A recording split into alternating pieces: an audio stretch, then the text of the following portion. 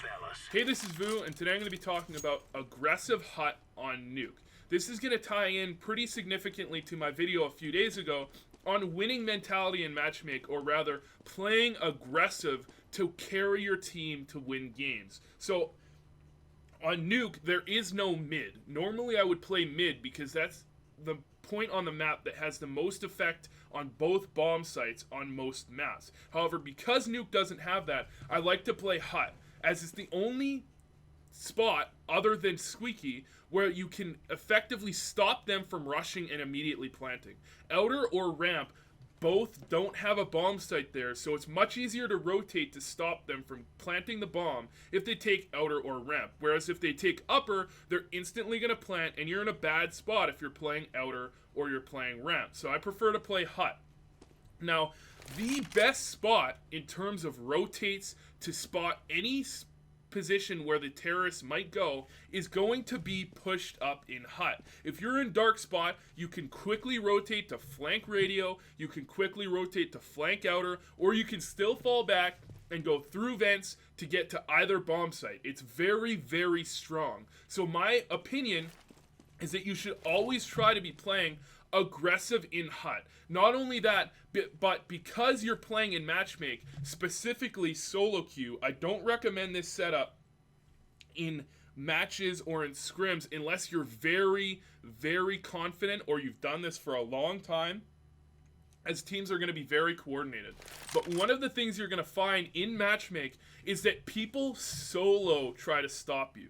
They will try to stop you on their own with no support from their teammates, which means even when people do try to stop you from pushing hut, you're often going to be able to find the shots and easily kill them. Now, again, because it's matchmake, because it's solo queue, people very often are going to be confused. They're going to say, hey, somebody watch this hut push, and nobody's going to watch it because nobody wants to stay dedicated to hut the whole round.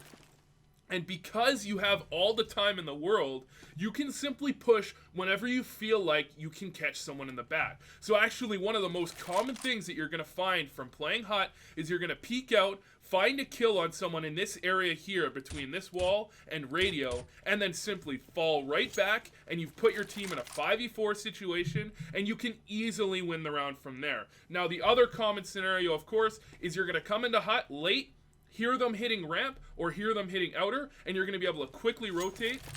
Actually, one of my favorite rotates is right up here, and then if you're good at it, which I'm actually not, you can actually hit this jump on a Twinkie very consistently and come up right behind and kill anybody watching outer. The most common spot for people to be watching the flank at outer is either they'll watch from this box, or they'll be sitting at the back of lobby like this, and if you simply walk through hut and walk up the ladder, they're actually not going to know you had any flank going, and you're going to be able to get their whole team. So playing aggressive hut is a lot about timing. You can't actually consistently push at the very beginning of the round and hope that they're not going to be waiting for you. Instead, you can push at the beginning of the round, maybe on the first or second gun round, then later in the half you begin pushing later in the round, or you vary it up so that they're never going to expect you to push hut like you are. Now, of course, you don't always want to be pushing hut. You don't want to do it every round, but I'd say I do it probably 75% or more of my gun rounds now that I'm used to pushing hut. So I'm going to show you an example of a quick round here. Every time I simply drop, throw a Molotov into hut, and then I go from there. The Molotov is going to allow you to stop a rush, and it's actually the reason rushes are the reason that I don't play rafters early on in the round.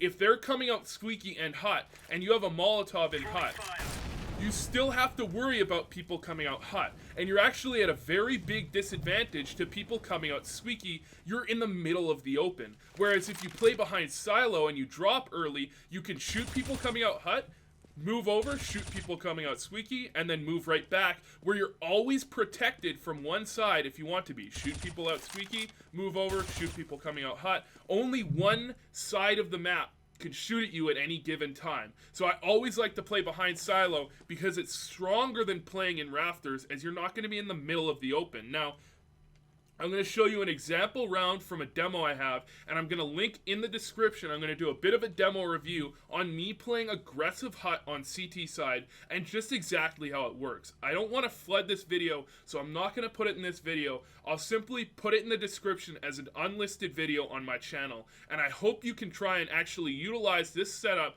to make yourself a better player and to carry your team through matchmaking.